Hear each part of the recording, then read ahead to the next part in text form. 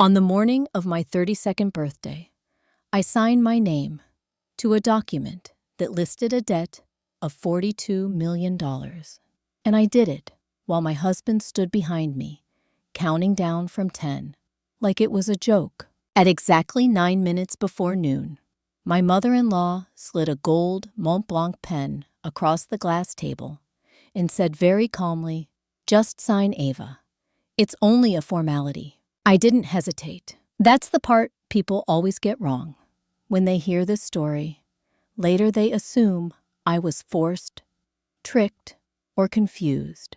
I wasn't. I knew exactly what I was doing, and I signed anyway. If you've ever had a moment where you knew something felt wrong, but you couldn't explain why, tell me in the comments, because that morning, every instinct in my body was screaming. But I still wrote my name in careful, perfect cursive, Ava Michelle Carter. So let me take you back to how I got there. Because a $42 million debt doesn't just appear out of nowhere. It begins with something much smaller, something quieter, something that looks like love. 2 years earlier, I was working nights cleaning surgical floors at St. Vincent Medical Center in Phoenix. Yes, cleaning. Not a nurse, not a technician, not even a receptionist. I was the woman pushing a cart full of disinfectant wipes and biohazard bags at 2 in the morning. And I was good at it. You learn a lot about people when you clean around them after midnight. You see who treats invisible workers like furniture and who doesn't. That's how I met Daniel Carter. Dr. Daniel Scott Carter, cardiothoracic surgeon, top 10% nationally. Salary, just under $780, 000 a year. He was the only doctor who ever said my name. Not hey, or excuse me, or can you move that? He said, Ava, thank you. The first time he did it, I actually looked behind me to see if he was talking to someone else. He smiled. I read your name tag, he said. People should be addressed properly. It sounds small, but when you spend years being invisible, small kindness feels enormous. He started staying a few minutes after his shifts ended, talking to me while I sanitized OR doors. He asked about my life. I told him the truth, that I grew up in foster care, that I put myself through community college, but dropped out when I couldn't afford tuition, that I worked 2 jobs and still sometimes chose between groceries and rent. He never looked uncomfortable, never pitying, just attentive. Within 6 months, we were dating. Within a year, he proposed, and everyone who knew him was shocked because Dr. Daniel Carter came from one of the most powerful medical families in Arizona. His mother, Margaret Louise Carter, owned 3 private surgical centers. His father had been a hospital board chairman before he died. Their last name carried weight, and I was a janitor. You can imagine how well that went over. The first time I met Margaret Carter, she didn't stand up to greet me. She stayed seated at the head of a marble dining table that probably cost more than my annual salary.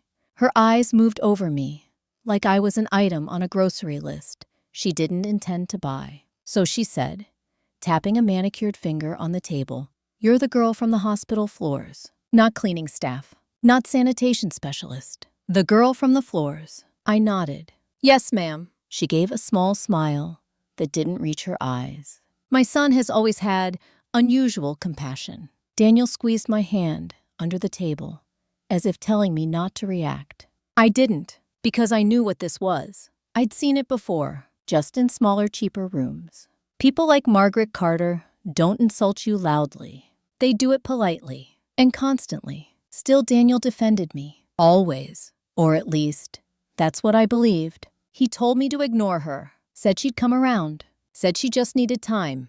And for a while, I thought she was softening. She invited me to family dinners. She started calling me Ava instead of Daniel's friend. She even gave me a pearl bracelet at Christmas. I thought it meant acceptance. I was wrong, because what she was really doing was studying me. 6 months after our wedding, Daniel came home with a stack of documents. He looked stressed, more stressed than I'd ever seen him. "I need your help," he said quietly. He explained that his mother was restructuring the finances of her surgical centers. There were loans being refinanced, assets being reorganized, legal paperwork that needed to be signed quickly to secure a major expansion deal.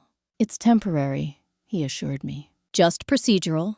Your name helps balance the partnership structure." I didn't understand most of it, but I trusted him. He was my husband. He kissed my forehead and said something I will never forget. Family protects family. And I believed that too, until the morning of my birthday, until the document, until the number, $42,000,000. I remember staring at it, thinking it had to be a typo, because no one in my world had ever even seen 6 figures, let alone 8. "What is this?" I asked. Daniel didn't answer immediately. Margaret did. "It's a liability transfer agreement," she said smoothly. "Standard in corporate restructuring."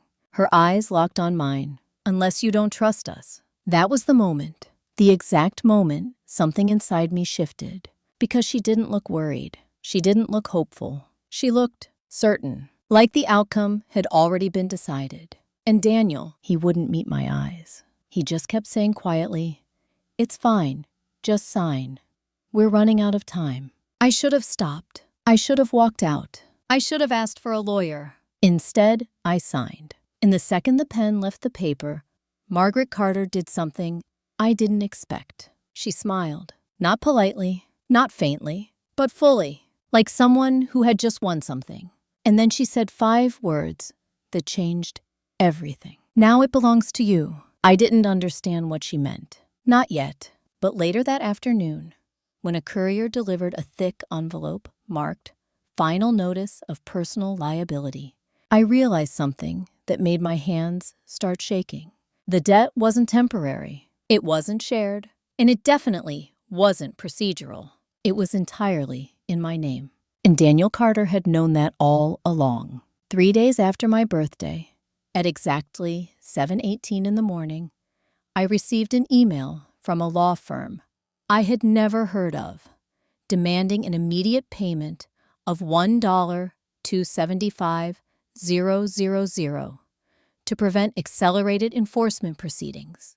I was standing in the hospital supply closet when I opened it, holding a box of surgical masks in one hand and my phone in the other. The subject line read, "Final Notice Before Asset Seizure." I remember staring at those words for a long time because they didn't make sense. Not just emotionally, legally. You don't get a notice like that unless something very real, very binding, and very dangerous has already happened. And I hadn't even processed the document I signed yet. At first, I thought it was a scam. That was my brain trying to protect me. So I did what anyone would do. I called Daniel. He didn't pick up. I called again, and again, and again. By the 6th call, my hands were shaking so badly, I had to sit on the floor. When he finally answered, his voice sounded calm, too calm. "Hey, Ava, I'm in surgery. Can it wait?" I forced my voice steady. "I just got an email from a law firm saying I owe over $1 million immediately. They're talking about asset seizure. Daniel, what is this?" There was a pause. Not long, but long enough. Then he said quietly, "It's just part of the restructuring timeline. Don't panic. Don't panic. That's what people say when they know you should. If it's temporary." I asked, "Why is it under my name alone?" Another pause. Then he said something that made my stomach drop. It had to be structured that way for liability protection. I didn't understand. "So, I'm protecting you. You're protecting the family," he said. Family. That word felt different now. Sharper. He hung up quickly after that, saying he'd explain everything at dinner.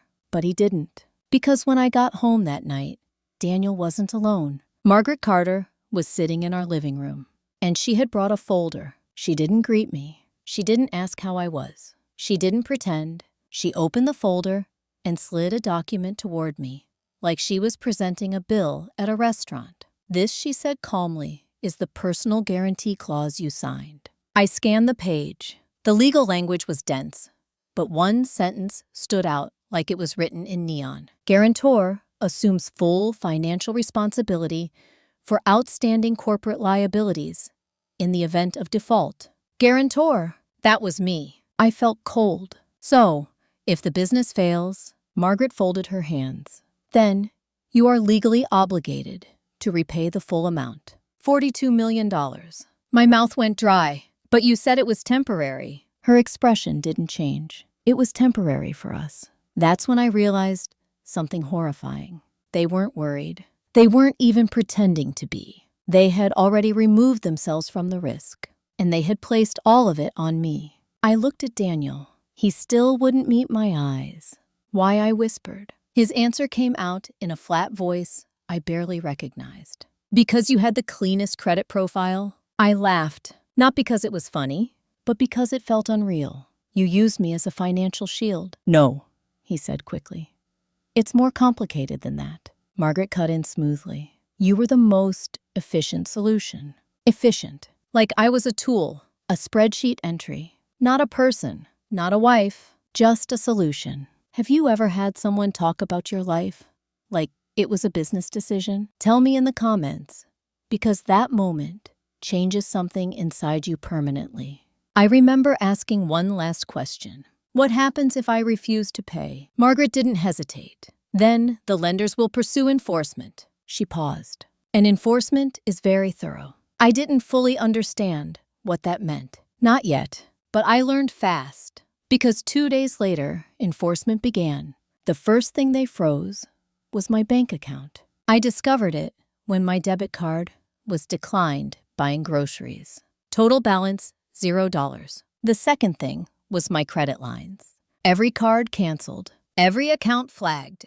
The third thing was the letter.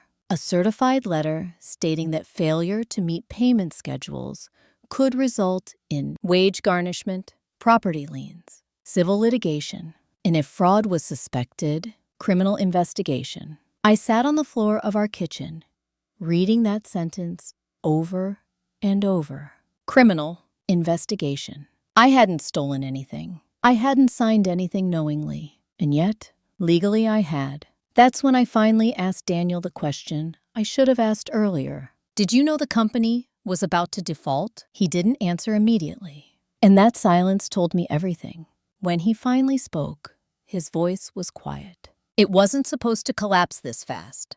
Collapse. So it was already failing. Before I signed. Before my birthday. Before the countdown from 10. You knew I said. He didn't deny it. He just said something that still echoes in my mind. We needed someone outside the family name to carry the liability. Someone disposable. Someone who wouldn't destroy the Carter reputation if everything fell apart. Someone like me. That night, I slept on the couch. Not because he told me to, but because I suddenly understood something very clearly. I had never been brought into the family. I had been brought in as insurance. And once the paperwork was complete, I became replaceable. But the worst part wasn't the betrayal. It was the realization that they weren't afraid of me fighting back because they believed I had no power, no resources, no connections, no proof. They were wrong about one thing, just one. Because while they were busy calculating financial risk, they forgot something critical. I had spent 2 years cleaning hospital offices at night, including the administrative floors, including the executive legal department, and including one locked file room that Daniel Carter didn't know I had access to. And inside that room was something that would eventually change everything. But at the time, I didn't even realize what it was. 2 weeks after my accounts were frozen, at 2:36 in the morning, during a double shift at the hospital, I stood in front of a locked records cabinet, holding a key I wasn't supposed to have. And I deliberately took a folder labeled Carter Medical Holdings, Internal Liability. I didn't open it right away. Instead, I just held it there in my hands, feeling the weight of the paper inside. Because I already knew one thing for certain. Whatever was in that folder, Daniel and his mother never expected me to see it. And that alone meant it was dangerous. To understand how I got that key, you need to know something about hospital night shifts. The world runs differently after midnight. Hierarchy softens. Doors stay unlocked longer. People get tired. And the cleaning staff, we become invisible. For 2 years, I'd been assigned to the administrative floor every Thursday night. It included billing offices, legal documentation rooms, executive suites, places full of paper trails, places full of secrets. Normally, those file cabinets were locked, but the legal coordinator, a woman named Patricia Nguyen, had developed a habit. She'd stay late on Thursdays to finish paperwork, then rush out around 11 p.m. And she always forgot to remove the master key from her desk drawer. The first time I noticed, I ignored it. The second time, I closed the drawer for her. The third time, she laughed and said, "You're more responsible than half the lawyers here." After that, she stopped locking the drawer at all. She trusted me, not because she knew me well, but because people rarely suspect someone pushing a mop. For months, I never touched the key, not once, until the day I learned about the $42 million debt. Until I realized something important. Paper creates liability. Paper also creates truth. So that night at 2:36 a.m., I opened the drawer, I took the key, and I walked into the file room. The folder was thick, thicker than I expected. When I finally opened it, the first page hit me like cold water. Loan default risk assessment, confidential internal memo, dated 3 months before my birthday. 3 months before I signed anything.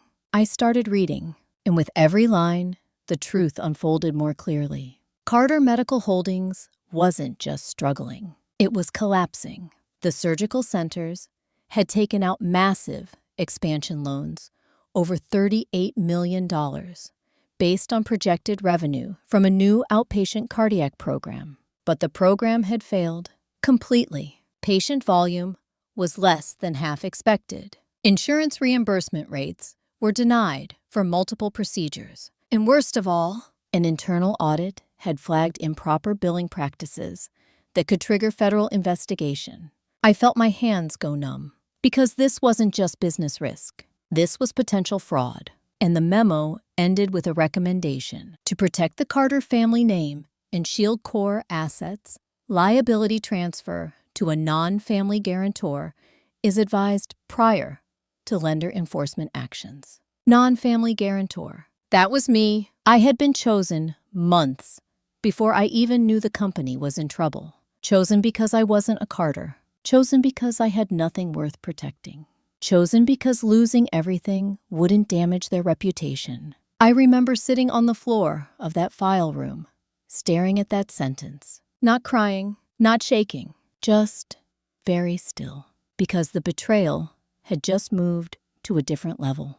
This wasn't panic. This wasn't last-minute desperation. This was planned, calculated, and executed with surgical precision. But the deeper I went into the folder, the worse it became. There were emails, printed chains between Margaret Carter and corporate attorneys. One message stood out. From Margaret herself. Subject line, liability transfer candidate. The body read, Ava Carter presents the optimal profile. Minimal independent assets. No family legal counsel. High emotional loyalty to Daniel. Risk of resistance is low. I had to stop reading, because that sentence hurt more than anything else. Not the money, not the legal threat, but the cold, clinical way she described me. Like a financial instrument, like an equation, not a human being, just an optimal profile. Have you ever discovered proof that someone you loved had studied you the way a predator studies prey? Because that realization doesn't feel like anger at first. It feels like a kind of quiet emptiness, a sudden absence of warmth. That's exactly what I felt sitting on that floor at 3:12 a.m. Just empty, until I saw the last document in the folder. And that's when everything changed. It wasn't a memo. It wasn't an email. It was a draft legal agreement. Title post, liability, marital dissolution strategy. My heart stopped. I read the first paragraph, and I realized something that made my chest feel tight. It was a divorce plan, a detailed one, prepared weeks before my birthday.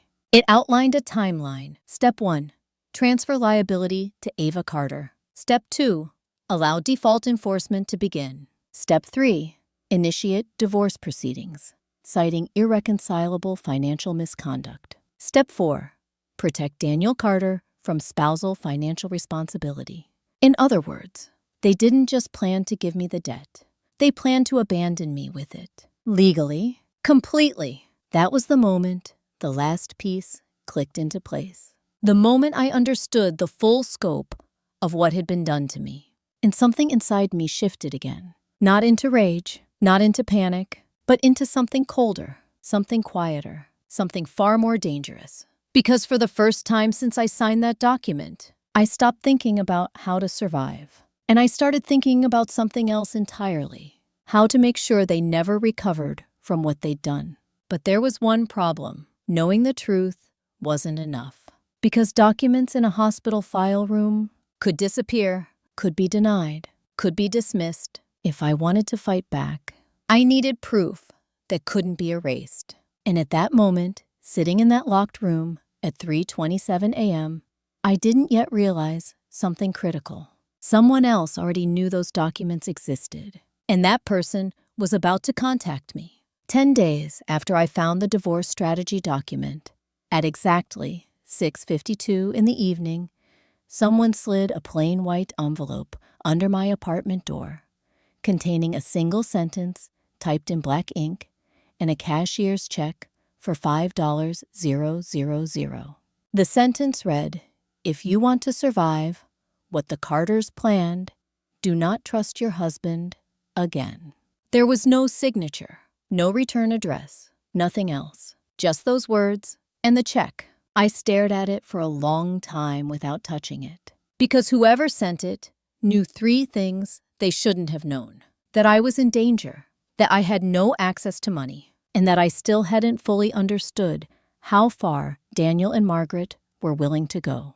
If you were in my position, alone financially trapped, and holding a warning from an anonymous source, would you cash that check? Tell me honestly in the comments. Because I sat there on the floor of my apartment for almost 2 hours before deciding what to do. And that decision changed the entire trajectory of what came next. By then, I wasn't living in the house Daniel and I shared anymore. Not because he forced me out, because he made it impossible to stay.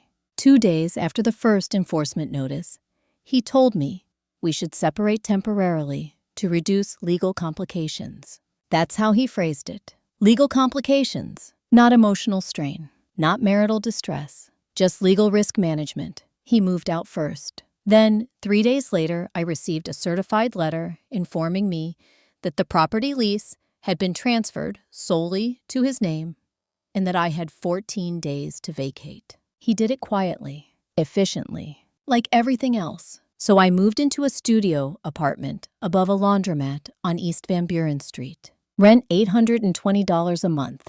Thin walls, constant machine noise, and a smell of detergent that never fully faded. It was the first place in years that felt familiar because it reminded me of the life I had before Daniel. Small, temporary, unprotected, but at least it was mine. The night I found the envelope, I was sitting at the tiny kitchen table, going through another stack of legal notices. By then, the numbers had escalated. Late penalties, interest accumulation, legal processing fees. The total liability listed in the most recent statement had already climbed to $43.8 million, and it was growing every day. At the bottom of the notice was a line that made my stomach drop. Failure to establish a repayment arrangement may result in civil litigation and potential referral for fraud investigation. Fraud, again. That word kept appearing, and every time I saw it, I felt the same cold realization. If the lenders decided I had knowingly signed a false guarantee, I could face criminal charges. Not just bankruptcy, not just lawsuits, prison. That was the real danger. And that was exactly what Margaret Carter had counted on. Because a person fighting to avoid prison doesn't have the energy to fight back. They just try to survive. That's why the envelope mattered. It meant someone out there understood what I was up against. And that meant something else too. Someone was watching. I finally picked up the cashier's check. It was issued by a bank downtown.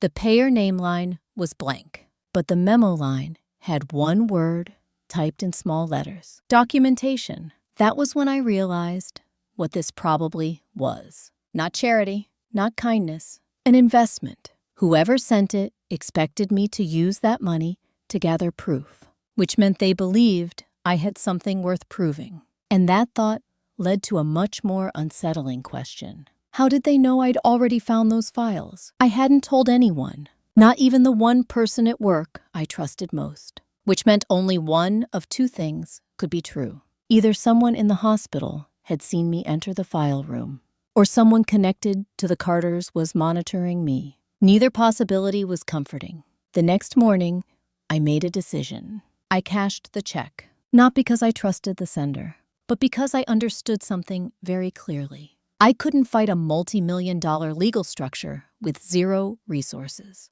I needed help, professional help, so I did something Daniel never expected. I scheduled a consultation with a financial liability attorney. Her name was Rachel Elaine Whitaker, age 47, Harvard Law, specialized in corporate debt disputes and wrongful liability transfers. Consultation fee, $1.200 per hour. I paid it without hesitation, because this wasn't about saving money anymore. It was about saving my life. When I sat across from Rachel in her office 2 days later, she didn't waste time on small talk. She read through the liability agreement I'd signed. Then she looked at me very directly. "Miss Carter," she said calmly, "this is one of the most aggressive personal guarantee structures I've seen in years."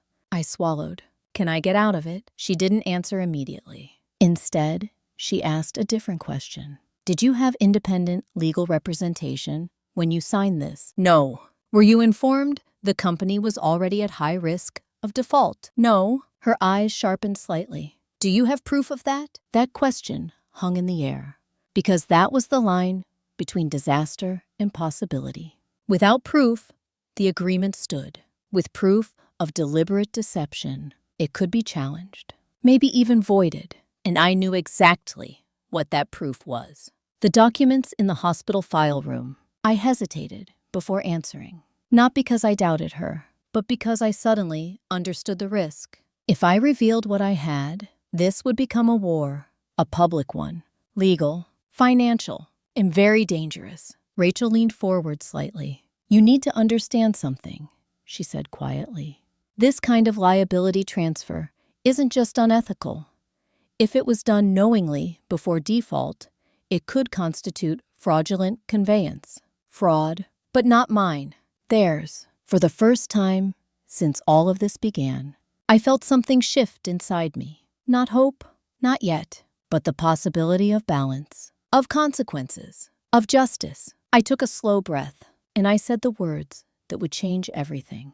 "I think I have documentation." Rachel didn't smile. She didn't react dramatically. She just nodded once. "Then you're not powerless," she said. But before she could ask what kind of documentation, my phone buzzed on the table. A message from an unknown number. 3 words. "Stop digging. Now." And 1 second later, a second message arrived. It contained a photo of me leaving the hospital file room at 3:27 a.m., taken from a security camera angle I didn't even know existed, which meant one thing was suddenly very clear. I wasn't the only one who knew what I had, and whoever was watching me was already afraid of it. 4 days after I received the warning text, at exactly 11:03 at night, someone tried to access my apartment while I was still inside, and they did it quietly enough that if I hadn't been awake counting the coins in my kitchen jar, I might never have heard the lock turn. It wasn't forced. It wasn't loud. Just a slow, deliberate movement of a key testing the door. I froze instantly, because only 2 kinds of people try to open a door that way. Someone who believes they have the right key, or someone who thinks the person inside has no way to fight back. I didn't move. I didn't make a sound. After about 10 seconds, the handle stopped moving. Then footsteps retreated down the hallway, and only after they were gone did I allow myself to breathe. That was the moment I understood something clearly. The texts weren't just threats. They were warnings, and someone had escalated from watching me. to testing how vulnerable I really was. The next morning, I installed a portable door alarm I bought online for $28. Cheap plastic, but loud enough to wake an entire building. It wasn't much, but it was the first physical boundary I'd set since this started, and that mattered more than I expected. Because for weeks, everything had been happening to me. Now, for the first time, I was actively protecting myself, and that shift, small as it was, changed how I moved through the world. More alert, more careful, more controlled. At Rachel Whitaker's office that afternoon, I showed her everything. The liability agreement, the enforcement notices, and finally, the documents I'd photographed from the hospital file room. I watched her face carefully as she read, because I needed to know how serious this really was. At first, her expression stayed neutral, professional, but when she reached the internal memo, recommending a non-family guarantor, her jaw tightened slightly. And when she read Margaret's email describing me as an optimal profile, she leaned back in her chair slowly. That, she said quietly, is extremely significant. I didn't speak. I just waited. She tapped the page with her pen. This shows prior knowledge of default risk before liability transfer. She looked at me directly, which means you are not just misled. You were deliberately targeted. Targeted. Hearing the word out loud made it feel heavier, more real. Rachel continued. With this documentation, we may have grounds to argue fraudulent inducement and possibly fraudulent conveyance. May I ask? She nodded. These cases are complex. The Carters have resources. They'll fight aggressively. She paused, then added something that made my stomach tighten. And once we initiate legal action, they will know exactly what you have.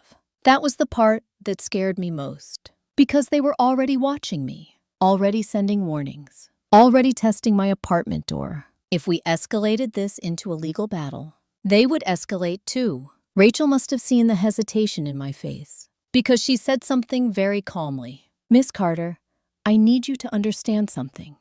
You are already in danger. Doing nothing will not protect you. She was right, and I knew it, so I nodded. Then we fight. That was the first time I'd said those words out loud, and they felt colder than I expected. But Rachel wasn't finished. There's another issue, she said.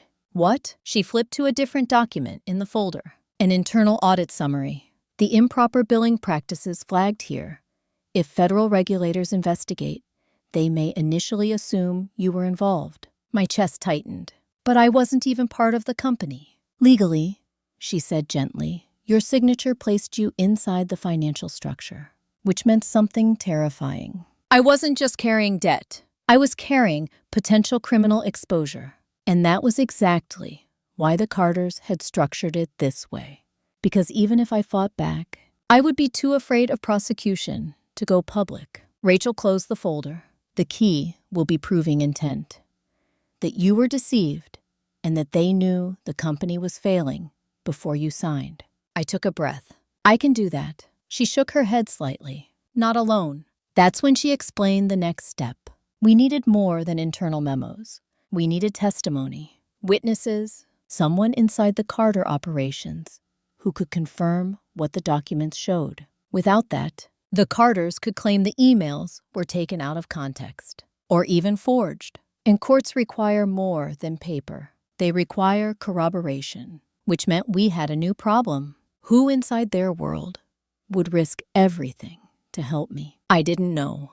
And at that moment, it seemed impossible. Until Rachel asked a question that stopped me cold.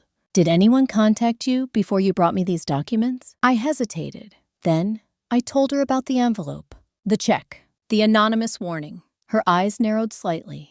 Whoever sent that, she said, already understands the stakes.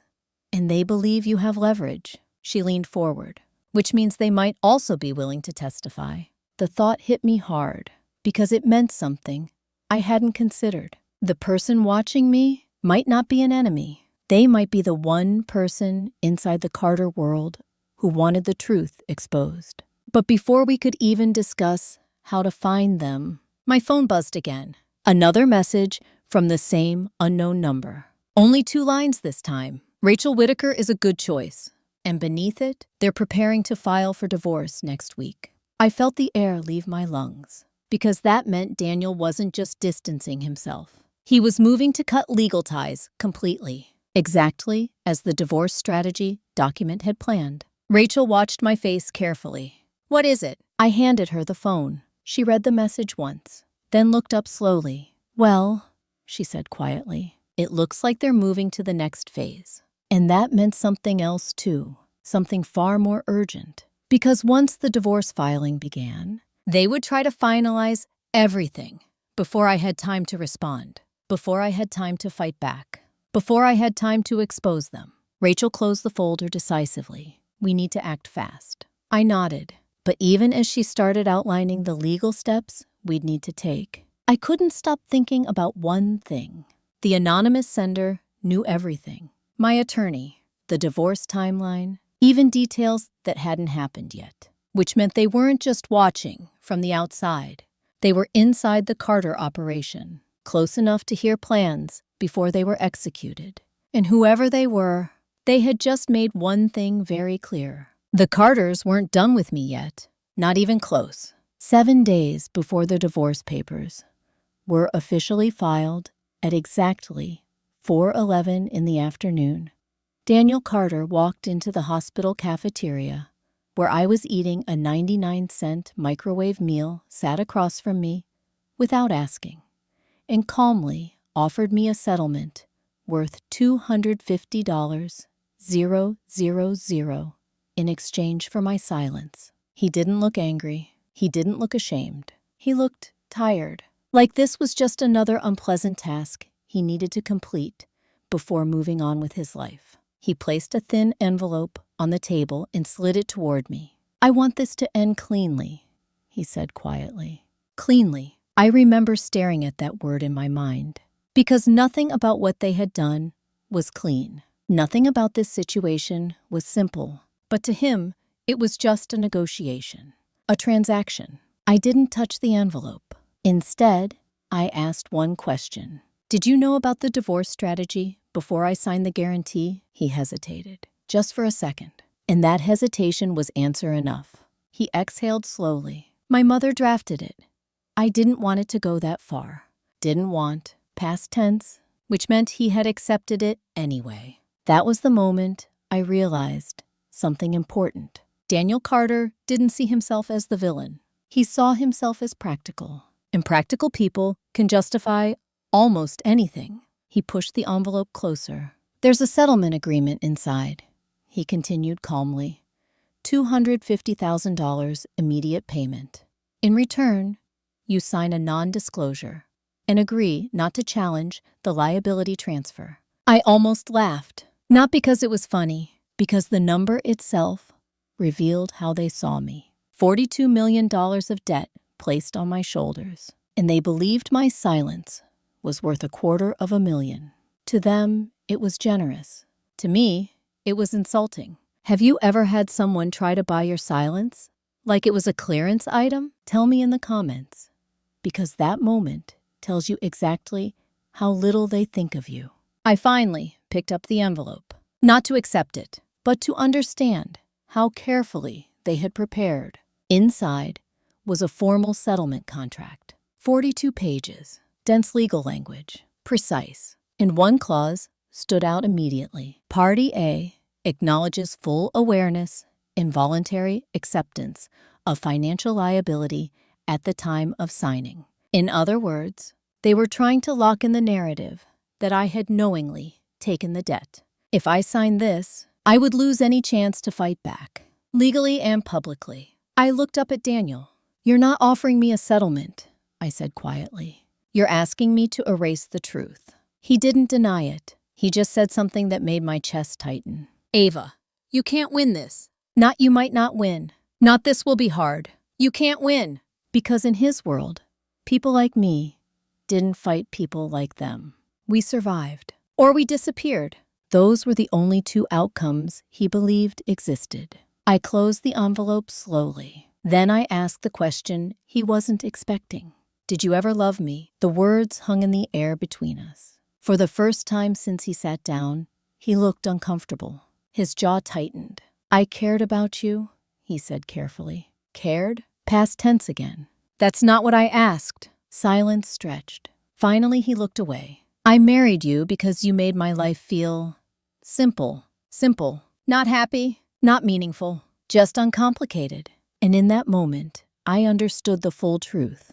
I had never been his partner. I had been his escape, a temporary refuge from the pressure of his world, until I became more useful as a liability shield than as a wife. That realization didn't break me. It didn't even make me angry. It just clarified everything, like fog lifting. I slid the envelope back across the table. I'm not signing this. His expression hardened slightly. You need to think realistically, he said. If you fight this, they will destroy you financially. I met his eyes. They already did. For a moment, neither of us spoke. Then he said something very quietly. You don't understand how far my mother will go to protect the family. I held his gaze. Actually, I said just as quietly, I think I do. Because by then, I had seen the emails, the strategy documents, the calculated language describing me as expendable. I knew exactly how far Margaret Carter would go. And I knew something else too. People like her rely on one assumption above all others, that the person they hurt will be too afraid to fight back.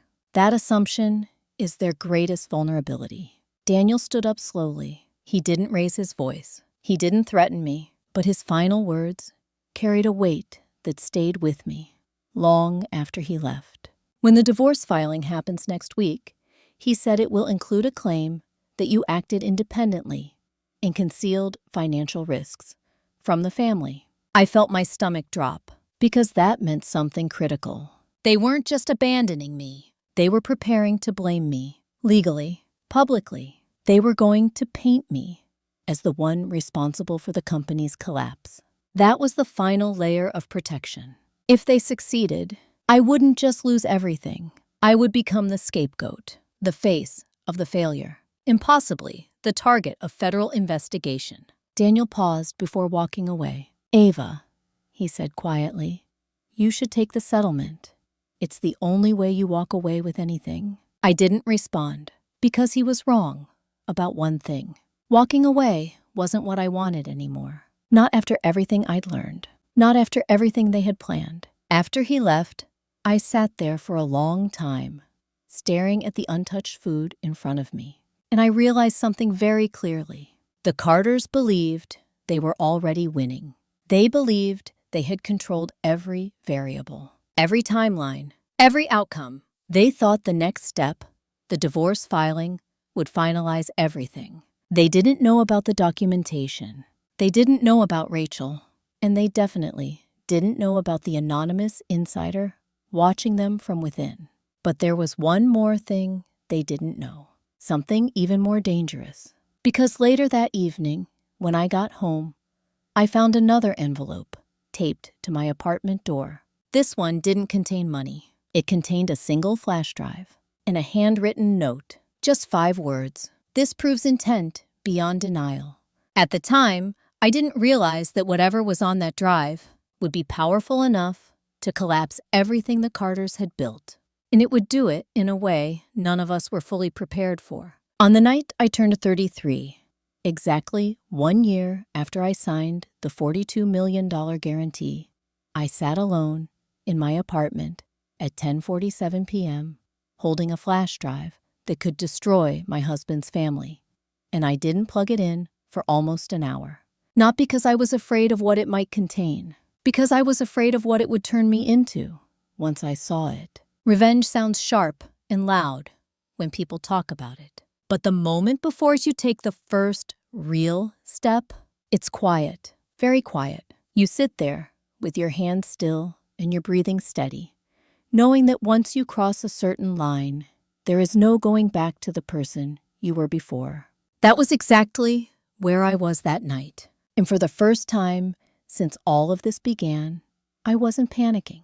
I wasn't reacting. I was thinking, calmly, deliberately, dangerously. The handwritten note, taped to the flash drive, was in neat block letters. This proves intent beyond denial. No signature, no explanation. But I already knew who it had to be. Whoever had been watching me, whoever knew about Rachel, whoever had sent the first warning before Daniel even filed for divorce. Someone inside the Carter world, close enough to access confidential information, and desperate enough to risk everything to expose it. But there was something else about that note. The handwriting wasn't rushed. It wasn't shaky. It looked controlled, intentional. Like the person who wrote it wasn't panicking either, which meant one thing: this wasn't impulsive help. This was part of a plan. And that realization changed how I approached what came next. Because I wasn't just receiving evidence anymore. I was becoming part of something much larger. When I finally plugged the flash drive into my laptop at 11:42 p.m., the screen filled with a single folder. Name: Carter Liability Strategy, Audio. Audio. Not documents, not emails, recordings. My heart started beating faster as I clicked it open. There were 8 files inside, each labeled with dates. The earliest dated 4 months before my birthday. The latest dated 2 weeks ago. I clicked the first one. At first, there was only the sound of a room settling. Then a voice. Margaret Carter. Calm, precise, unmistakable. We cannot allow the liability to remain attached to the Carter name when default becomes public. Another voice responded. A male voice I recognized immediately. Daniel, it's risky transferring it to Ava. If she realizes what's happening. Margaret cut him off smoothly. She won't. There was a brief silence. Then she continued. She's emotionally dependent on you. Her financial literacy is limited. She trusts you completely. I felt my chest tighten as those words echoed in the quiet room. Because hearing it spoken out loud felt different from reading it in an email. Colder, more deliberate, more real. Then Daniel's voice again. And after the transfer, Margaret didn't hesitate. Then you initiate separation. Quietly.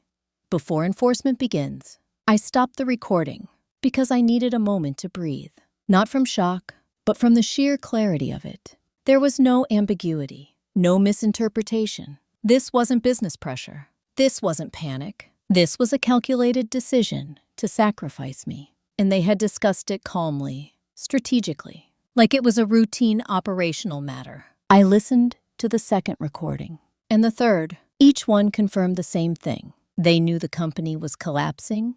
They knew lenders would pursue liability. And they knew I would carry the consequences. But it was the 5th recording that changed everything. Because it introduced something I hadn't known before. A third voice, male, professional. From a legal standpoint, the man said, this structure shields the Carter family assets effectively.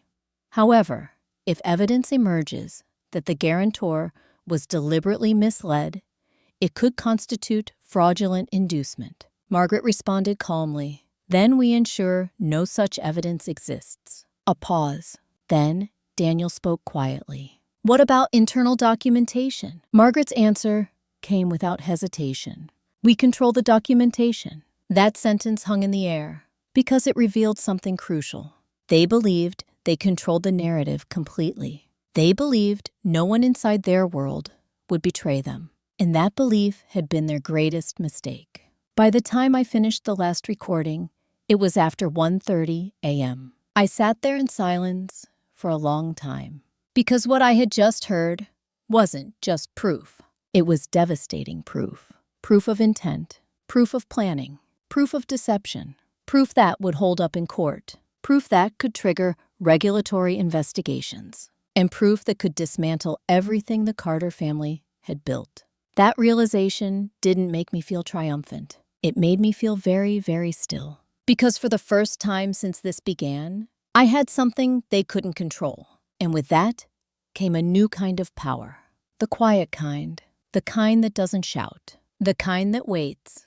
The next morning, I met Rachel at her office and handed her the flash drive. She listened to the recordings with headphones one by one. I watched her face carefully, and for the first time since we met, she looked genuinely stunned. When she finally removed the headphones, she said only one sentence. This changes everything. Not this helps. Not this is useful. Everything? She leaned back in her chair. With these recordings, We can demonstrate clear, premeditated intent to deceive.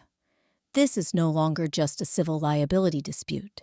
I swallowed. What is it now? She held my gaze. It could become a fraud investigation, possibly even criminal. Criminal, not mine, theirs. That was the first time I fully understood what the flash drive meant. Not just freedom for me, consequences for them, real ones, the kind they could never buy their way out of.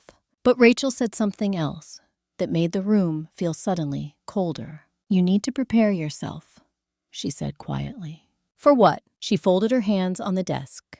When we move forward with this evidence, the Carters will not respond quietly. I already knew that, but hearing it out loud made it real in a different way. They will deny everything, she continued. They will attempt to discredit you. They may claim the recordings were illegally obtained or manipulated. She paused, and they will likely escalate pressure tactics. Pressure tactics, which meant threats, surveillance, intimidation, possibly worse. I nodded slowly. I understand. And I did, because by then, something inside me had changed completely. I wasn't reacting anymore. I wasn't afraid of losing what I had already lost. I was waiting, calculating, preparing. Because revenge, the real kind, doesn't explode. It unfolds, slowly. I left Rachel's office that afternoon, feeling something unfamiliar. Not relief, not victory, but control. For the first time since my birthday, I wasn't the one being cornered. I was the one choosing when to move next. And the Carters had no idea that the balance of power had already shifted. But that night, when I returned to my apartment, I found something waiting for me that made one thing very clear. They were beginning to realize it, because taped to my door was no envelope this time, no note, just a printed photograph. A photo of Rachel Whitaker leaving her office building that afternoon, taken from across the street, which meant the message was unmistakable. They weren't just watching me anymore. They were watching anyone who tried to help me. And the war I had just stepped into was about to become far more dangerous than I had imagined. 2 weeks before the Carter Medical Holdings annual charity gala, at exactly 8:05 in the morning, I walked into a federal records office downtown, carrying a sealed envelope labeled confidential evidence submission. And I did it, knowing that once I handed it over, there would be no way to stop what came next. The envelope contained copies of the recordings. Not all of them, just enough. Enough to trigger attention. Enough to force official scrutiny. Enough to ensure the Carters could never, quietly, bury this again. My hands were steady when I passed it across the counter, because by that point, fear had already burned itself out of me. What replaced it wasn't anger. It wasn't revenge. It was something colder, precision, because this was no longer about reacting. It was about timing, and the timing had to be perfect. Rachel Whitaker had been very clear during our strategy meetings. We don't move impulsively, she told me. We move when the impact is maximum and the denial window is minimal, which meant we needed 3 things aligned: legal pressure, public exposure, and undeniable evidence. The recordings gave us the third. The federal submission created the first. What we needed next was the stage, and Rachel already knew exactly where that stage would be. The Carter Medical Holdings Annual Foundation Gala, a black tie event held every year at the Phoenix Convention Center ballroom. 400 attendees, hospital executives, board members, investors, local media, and most importantly, key lenders. It was where the Carter family showcased their influence, their reputation, their untouchable image. Rachel explained it bluntly. If the truth surfaces there, in front of stakeholders and press, they lose narrative control instantly. And narrative control was everything to people like Margaret Carter, because their power didn't come from just money. It came from perception. Once perception cracked, everything else followed. But preparing for that moment required something much harder than gathering evidence. It required silence, total silence. That was the stage I had entered now, the dangerous quiet phase. where nothing appeared to be happening, where the Carters believed they were still in control, where I had to play the role they expected, powerless, isolated, defeated, and that meant something very specific. I had to stop reacting publicly. No legal filings yet, no public accusations, no confrontation, just stillness. And that stillness was harder than any fight, because every day new legal notices continued arriving, interest accumulating, threat language escalating. The total liability statement reached $45.2 million by then. Every letter was designed to break me, psychologically, to push me into panic, to force a mistake. But I didn't respond. I didn't call. I didn't negotiate. I simply documented everything and passed it to Rachel, because waiting was now part of the strategy. And waiting, when you know the truth, is one of the most difficult forms of control. During this time, the anonymous insider contacted me only once. A message sent at 2:14 a.m. one night. Just a single line. They suspect you know something, but not how much. That was the first confirmation that the Carters were starting to feel uneasy. Not alarmed, not yet, just uncertain. And uncertainty is dangerous for people who depend on control, because it makes them tighten their grip. It makes them take risks. It makes them reveal weaknesses. Rachel explained it perfectly. People like Margaret Carter don't panic.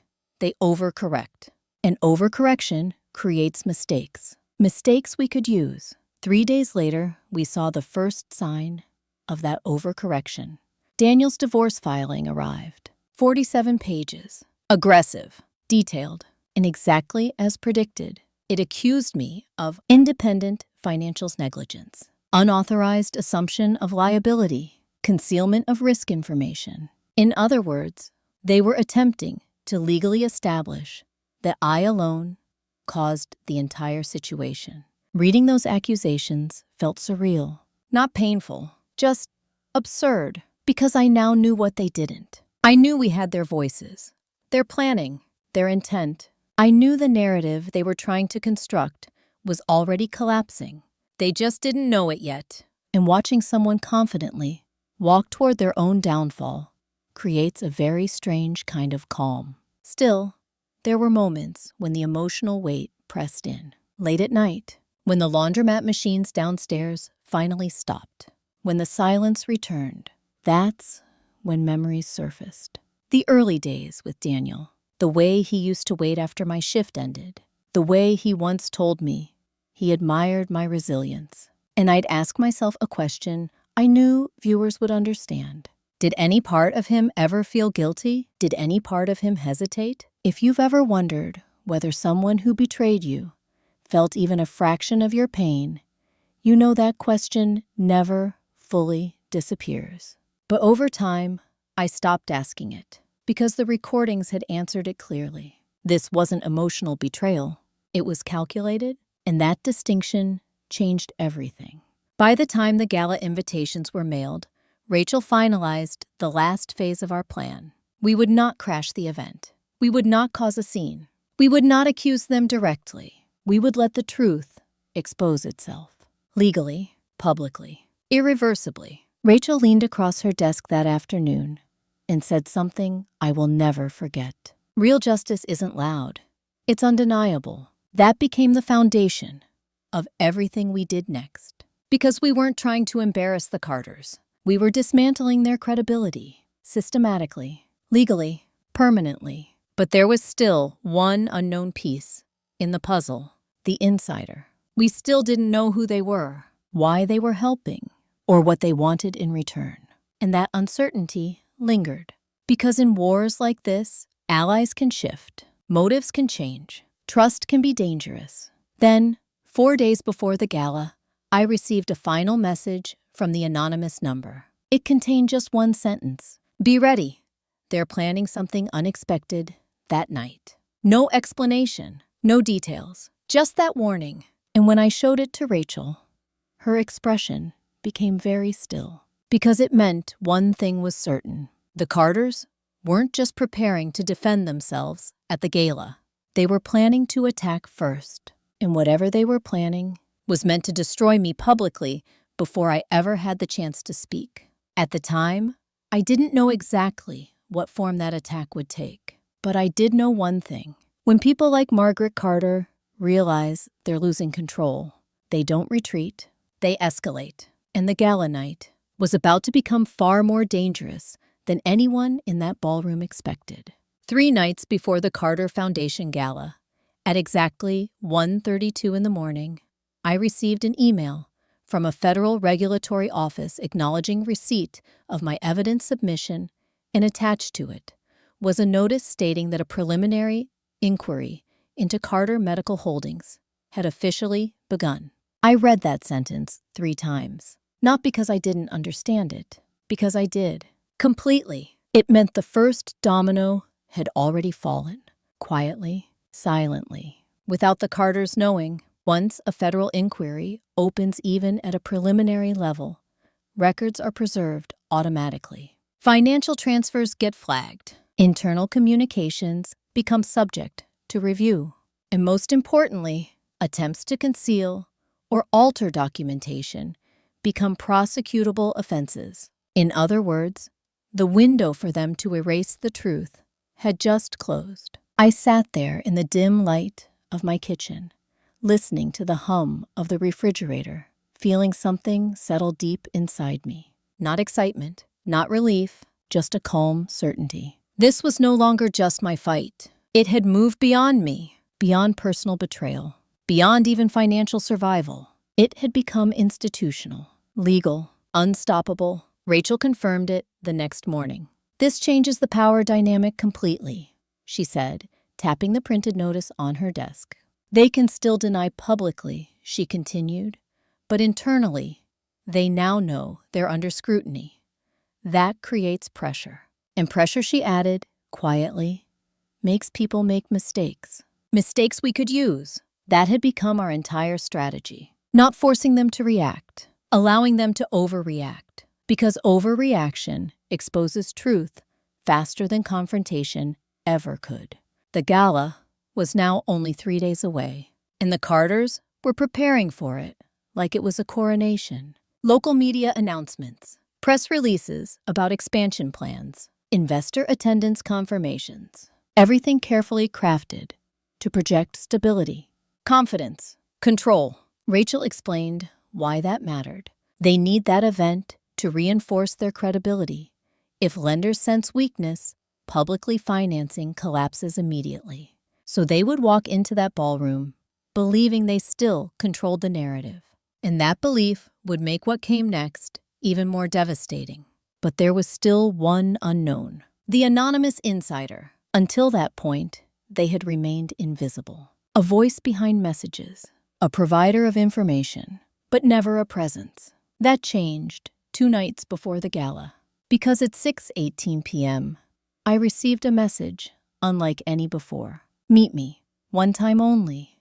You deserve to know who I am." There was an address attached. A quiet coffee shop near downtown Phoenix. Time 8:00 p.m. I showed the message to Rachel immediately. She didn't tell me not to go, but she did say something very carefully. "If this person is inside the Carter operation, they are risking everything by meeting you." She paused. "Which means they either trust you or they need something from you." Both possibilities were dangerous. But I knew I had to go.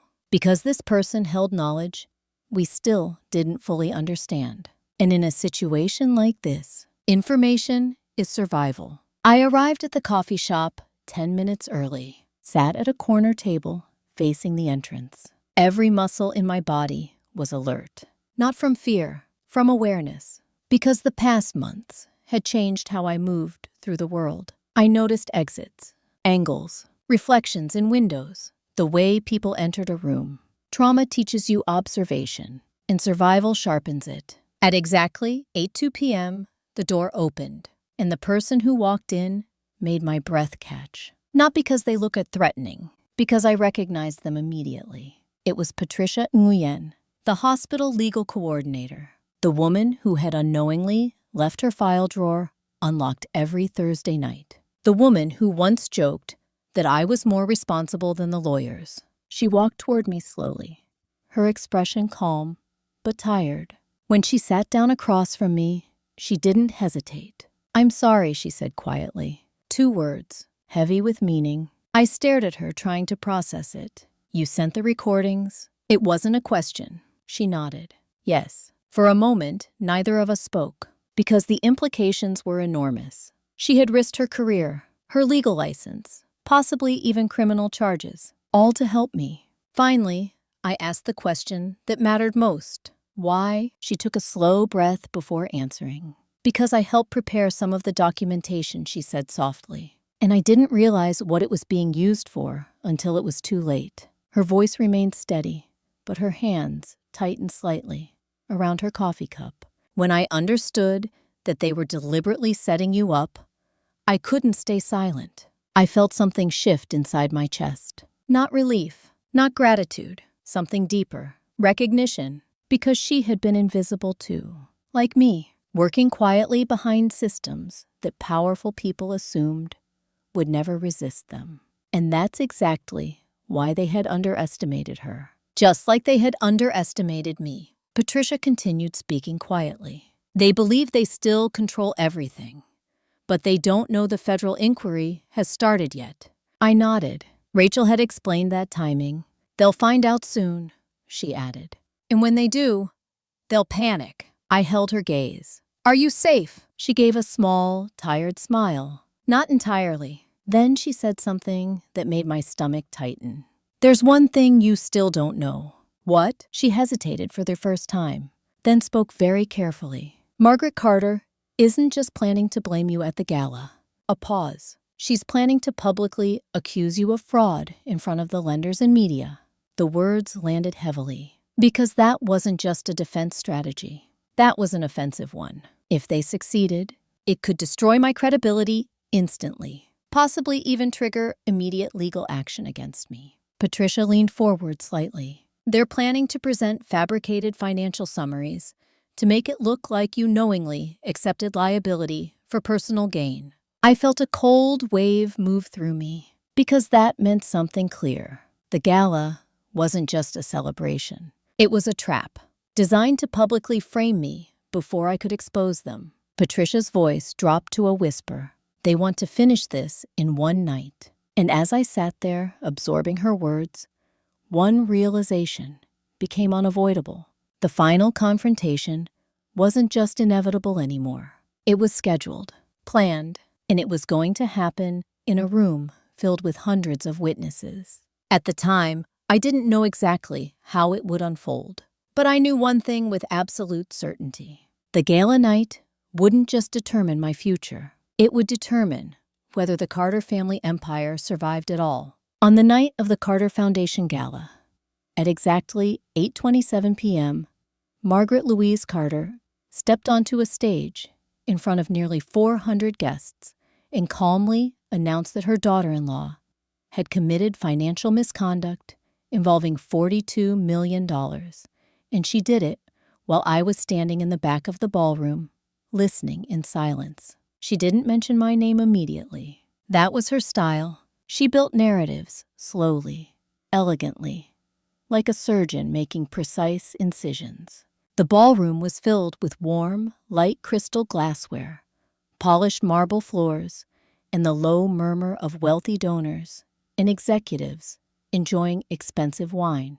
Everything about the setting projected stability, prestige, authority, which is exactly why she chose that moment. Because accusations carry more weight when delivered from a position of power. She stood at the podium in a navy silk gown posture, flawless voice steady. "Tonight," she said smoothly into the microphone, "we celebrate resilience and integrity within our medical community." Polite applause followed. She paused just long enough to command full attention. Then her tone shifted slightly. "But we also must acknowledge that in business, as in life, trust can sometimes be misplaced." The room quieted. Investors leaned forward. Journalists lifted their phones. Margaret's eyes moved calmly across the audience. "And when trust is abused, we must act decisively to protect our institutions." Then she said it. "Earlier this year, Carter Medical Holdings suffered significant financial damage due to unauthorized liability decisions made by an individual acting independently and without full disclosure. A subtle ripple moved through the room because everyone there understood what she was implying. She was framing the narrative before anyone could question it. I remained still in the shadows near the rear entrance watching, not reacting, because this was exactly what Rachel had predicted. Margaret wasn't defending herself. She was attacking first. Daniel stood off to the side of the stage, expression carefully neutral, not looking at me, not looking at anyone, just staring forward like someone bracing for impact. And for a brief moment, I wondered whether he fully understood what his mother was about to unleash. Because Margaret continued without hesitation. That individual, she said clearly, accepted personal financial guarantees, totaling over $42 million, without informing the Carter family of the associated risks. Murmurs spread across the room now. Confusion, shock, whispers. Exactly what she wanted. Control of perception. Then she delivered the final strike. We are currently cooperating with legal authorities to address the fraudulent conduct involved. Fraudulent conduct. That phrase landed heavily because it wasn't just an accusation. It was a preemptive attempt to shape legal narrative, to frame me as the perpetrator before any investigation could reach them. And for a few seconds, the room absorbed her words in stunned silence. That silence was her victory, because in that moment, she believed she had secured it. She believed the story was already written. Have you ever watched someone confidently tell a lie, completely certain they will never be challenged? Because that kind of confidence doesn't come from truth. It comes from power, from years of never being contradicted, from the belief that no one in the room will dare to oppose you. That was exactly what Margaret Carter radiated as she prepared to continue speaking. She didn't know the balance had already shifted. She didn't know that the federal inquiry had begun. She didn't know that the lenders in the audience had already received confidential notices earlier that day. And she definitely didn't know what Rachel Whitaker was about to do next. Rachel stood beside me, near the back entrance, calm as always. Her voice was quiet. Now she said, just one word. That was our signal. Because this moment had been planned down to the minute. Rachel stepped forward, first moving confidently through the crowd toward the front of the ballroom. People instinctively made space for her. She carried a leather portfolio in her hand. Inside it were official copies of the recordings, legal notices, federal inquiry documentation. Everything prepared for one purpose. Not confrontation, exposure. Margaret noticed her approach immediately. For the first time that evening, a flicker of uncertainty crossed her face. Because Rachel Whitaker wasn't just any attorney. She was known, respected, and her presence alone carried weight. Margaret paused mid-sentence as Rachel reached the stage. The microphone picked up the quiet sound of her heels against the marble floor. Rachel spoke calmly. Mrs. Carter, I believe your statement requires clarification. Her voice wasn't loud, but it carried, because every person in that ballroom was already listening. Margaret's expression hardened slightly. This is neither the time nor the place, she replied smoothly. Rachel met her gaze without hesitation. On the contrary, she said quietly, this is exactly the appropriate time and place. Then, she said the sentence that shifted the entire room. There is recorded evidence proving that the liability transfer to Ava Carter was planned months before the company defaulted. A stunned silence followed. Not murmurs, not whispers, complete stillness, because the word recorded changes everything. Margaret's composure didn't break. Not outwardly, but I saw it. The slight tightening around her eyes. The microsecond pause before she spoke again. That is an extraordinary claim, she said calmly. Rachel nodded. It is also an accurate one. She opened the portfolio, removed a document, and handed it to one of the lead lenders seated in the front row. This is formal notice of a federal inquiry initiated this week, Rachel said. The effect was immediate. You could feel the energy in the room shift like air pressure dropping before a storm. Because lenders understand one thing better than anyone else. Federal inquiries mean risk, and risk changes alliances instantly. Daniel finally looked at me then. Really looked, and in his eyes, I saw something I hadn't seen before. Not anger, not denial, fear, because he understood something. In that moment, the narrative he thought was secure had just shattered. Margaret tried to regain control. This is a private matter, she said sharply. Rachel shook her head once. No, Mrs. Carter. It became public the moment you accused my client of fraud in front of this audience. The word client echoed. Because until that moment, most of the room hadn't realized I was represented, that I wasn't alone, that I wasn't powerless. And that realization changed how they viewed everything Margaret had said. Rachel turned slightly toward the audience. Her voice remained steady. There are audio recordings documenting conversations between Margaret Carter and Daniel Carter discussing the deliberate transfer of liability to a non-family guarantor prior to default. Gasps now, not whispers, actual audible reactions. Because recordings don't leave room for interpretation. They don't rely on memory. They don't blur. They reveal truth in its rawest form. Margaret's voice finally sharpened. This is an outrageous fabrication. Rachel didn't react. She simply said something quietly devastating. Then, you will have no objection to them being reviewed during the federal investigation. That was the moment the room understood completely. This wasn't an argument. This wasn't speculation. This was evidence. And evidence changes everything. I stepped forward then, not dramatically, not angrily, just calmly walking through the parted crowd until I stood where Margaret could see me clearly. She looked at me like she was seeing me for the first time, not as a tool, not as an expendable variable, but as a threat.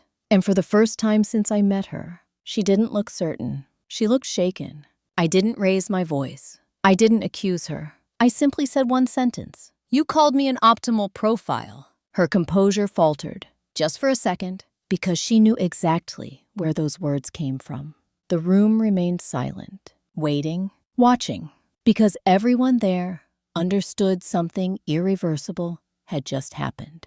The Carter family had lost control of the narrative, and the night was far from over. Because at that moment, the ballroom doors opened again, and two individuals in dark suits entered quietly. Federal investigators, carrying official identification, and walking directly toward the stage. At exactly 8:46 p.m., while 400 guests stood frozen in stunned silence, a federal investigator stepped onto the gala stage, held up an official badge, and calmly announced that Carter Medical Holdings was now under formal investigation for fraudulent liability transfer and financial misconduct. The words landed like a shockwave. Not loud, not dramatic, just precise. Final. The investigator's voice was steady. We are here to deliver formal notice and request immediate preservation of all corporate records. That single sentence changed the entire atmosphere of the ballroom. Because preservation orders mean one thing above all else. Nothing can be destroyed. Nothing can be altered. Nothing can be hidden anymore. I watched Margaret Carter's face carefully, and for the first time since this began, her composure cracked. Not fully, not outwardly enough for most people to notice, but I saw it. The subtle tightening of her jaw, the slight shift in her posture, the moment her eyes flickered, calculating, searching for a way to regain control. Because she had spent decades believing she could manage any situation. This was the first one she couldn't. Daniel stood beside her, completely still, but his hands had begun to tremble. Barely, just enough that I noticed, because I knew him once. I knew how he reacted under pressure, and this was different from anything he had ever faced. This wasn't a medical emergency. This wasn't a business negotiation. This was accountability, public, unavoidable, permanent. The lead investigator continued speaking calmly. Based on preliminary evidence, We are examining whether liability was knowingly transferred to an individual under false pretenses prior to corporate default. The words were clinical, legal, but their meaning was devastating. Every lender in that room understood instantly what it meant. If fraudulent conveyance was proven, the Carters could lose everything, financially, professionally, possibly even criminally. And the shift in perception was immediate. People who had been smiling at Margaret minutes earlier now avoided her eyes. Investors leaned toward each other, whispering. Phones quietly came out. Messages sent. Damage control already beginning. Because loyalty follows power, and power had just moved. Margaret attempted to speak. Her voice remained controlled. "This is an unfortunate misunderstanding," she said smoothly. "We will fully cooperate." The investigator nodded. "That is expected." Then he added something that changed everything. "We will also require immediate access to internal communications involving liability restructuring discussions." Internal communications, which meant emails, memos, audio recordings, everything Patricia Nguyen had risked her career to preserve. Margaret's silence lasted just a fraction too long, and that fraction told the entire room everything.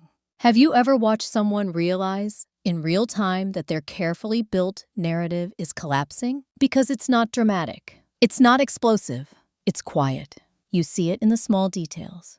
The way their eyes move. The way their breathing shifts. The way certainty drains out of their posture. That was exactly what was happening to Margaret Carter in front of hundreds of witnesses. And there was nothing she could do to stop it. Daniel finally spoke then. His voice was low. "Ava," he said, "just my name." The first time he had spoken it directly to me since the confrontation began. I turned toward him calmly, and I saw something I had never seen in his eyes before. Not arrogance, not indifference, not even fear. Regret. Real regret. He took a step closer. "This wasn't supposed to happen like this," he said quietly. I held his gaze. "That's the problem," I replied. "You never thought it would happen at all." Those words landed harder than any accusation. Because they were true. He hadn't believed I would fight. He hadn't believed I had the power to. He hadn't believed anyone would listen. That belief had been his greatest mistake. Margaret tried one last time to regain control. She turned toward the audience, her voice sharp now. "This situation is being misrepresented by an emotionally unstable individual attempting to avoid financial responsibility." There it was, the final stage, from denial to deflection to victim blaming, exactly as Rachel had predicted. I didn't respond immediately, because responding emotionally would only help her. Instead, I said something quietly, the kind of sentence that cuts deeper than shouting ever could. "You called me family when you needed protection. I paused, and disposable when you didn't." The room remained silent, completely silent, because everyone understood exactly what those words meant. And Margaret had no answer, not one that could erase the recordings, not one that could undo the investigation, not one that could restore the credibility she had just lost. Rachel stepped forward again, calm as always. "This matter will now proceed through proper legal channels," she said. "Further public accusations would be unwise." Margaret didn't respond, because for the first time in decades, she had no leverage left, no narrative control, no authority in that room, only exposure. And exposure is the most dangerous position for people who built their power on secrecy. The investigators escorted her and Daniel aside for formal documentation. Not arrest, not yet, just process. But the symbolism was unmistakable. The Carter family, once the most powerful name in that ballroom, was now under scrutiny, and everyone there witnessed it.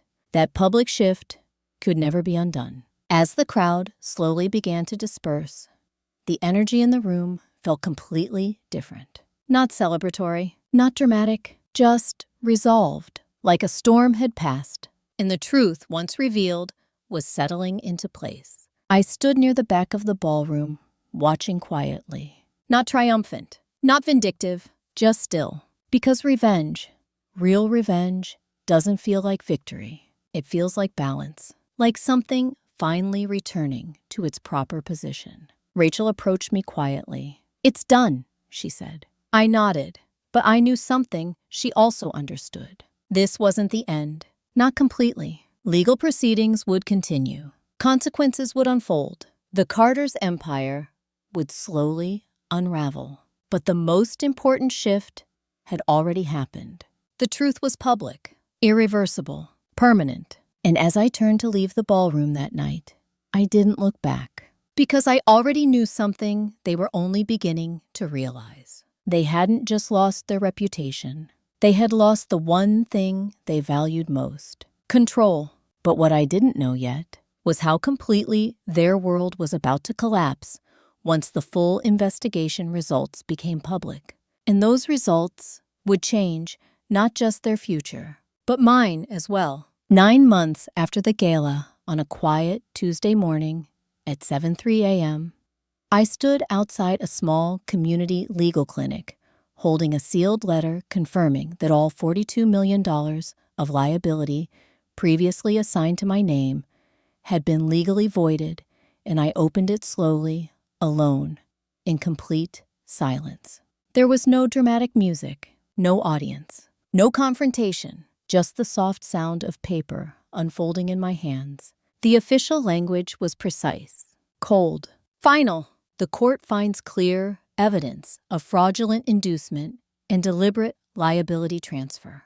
All personal financial obligations assigned to Ava Michelle Carter are hereby nullified. One sentence, 9 months of legal proceedings distilled into a few lines of ink. I read it once, then again, and then I just stood there for a long time, letting the weight of it settle. Because freedom doesn't always feel explosive. Sometimes it feels quiet, like something heavy being removed from your chest without anyone noticing. The investigation that followed the gala had moved exactly as Rachel predicted. Methodically, relentlessly, federal auditors uncovered years of improper billing practices inside Carter Medical Holdings. Internal communications confirmed deliberate liability restructuring designed to shield family assets. The recordings Patricia had preserved became central evidence, not just in civil proceedings, but in regulatory enforcement. The consequences unfolded in stages. First came the financial collapse. Major lenders withdrew support. Insurance contracts were suspended. 3 surgical centers closed within 4 months. Then came professional consequences. Margaret Carter lost her hospital board positions. Her medical center licenses were placed under review. Daniel's surgical privileges were suspended pending investigation into his involvement in administrative oversight.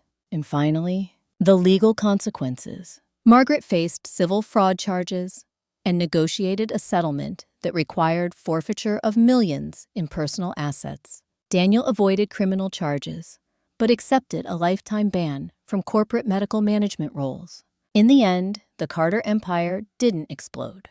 It didn't crumble overnight. It simply unraveled, piece by piece, quietly, permanently. And the most devastating part for them wasn't the financial loss. It was the loss of reputation. Because in their world, reputation was everything.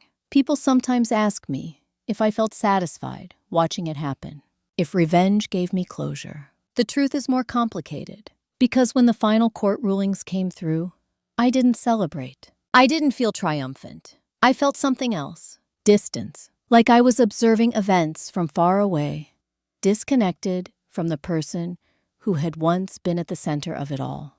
Because the Ava who signed that document on her birthday wasn't the same person standing outside that clinic 9 months later. She couldn't be. You don't walk through something like that unchanged. And survival always leaves marks. About 2 months after the final settlement, I moved into a small, 1-bedroom apartment near Tempe. Nothing luxurious, just clean, quiet. Mine. I left hospital cleaning work shortly after the investigation ended. Not because I was ashamed of it, but because the experience had changed what I wanted from life. I enrolled in a paralegal certification program funded partly through a legal restitution grant awarded to victims of financial fraud. It felt strange at first, sitting in classrooms, learning legal terminology, understanding the system that had once nearly crushed me. But over time, it began to make sense, because knowledge removes fear,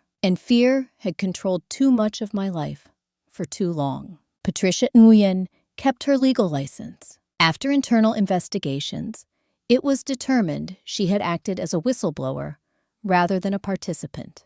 We met for coffee occasionally, always quietly, always without revisiting the past in detail. Because some alliances don't need words, they just exist. Rachel Whitaker remained exactly as she had been throughout everything. Calm, precise, unshakable. At the end of the final hearing, she told me something I carry with me even now. Justice doesn't restore what was taken, she said. It restores balance. At the time, I didn't fully understand what she meant, but I do now, because balance doesn't mean everything becomes perfect. It means the weight is no longer crushing one side alone. I never saw Daniel again after the final court proceedings. He didn't attempt to contact me. He didn't apologize publicly. He simply disappeared into a quieter life, his career permanently altered. Sometimes people ask if I still think about him. The answer is yes, but not with anger, not with longing, just with clarity. Because the most important lesson I learned from all of this wasn't about betrayal. It was about boundaries. You can forgive someone internally without ever allowing them access to your life again. And that boundary is a form of peace. On quiet mornings now, I often sit by the window of my apartment with a cup of coffee and watch the sun rise over the city. No legal notices, no threats, no fear, just stillness. And in that stillness, I sometimes think about the moment that started everything. That birthday morning, the gold pen, the countdown from 10, and the signature that nearly destroyed my life.